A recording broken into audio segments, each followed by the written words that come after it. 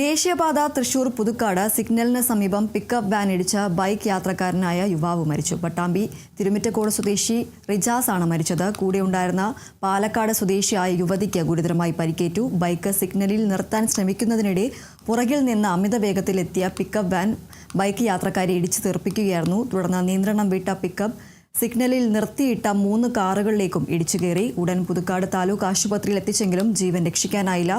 ഗുരുതരമായി പരിക്കേറ്റ യുവതിയെ മെഡിക്കൽ കോളേജ് ആശുപത്രിയിൽ പ്രവേശിപ്പിച്ചു.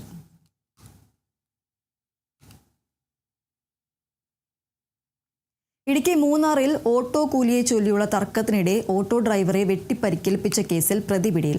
മൂന്നാർ സ്വദേശി രാംകുമാറാണ് പിടിയിലായത്.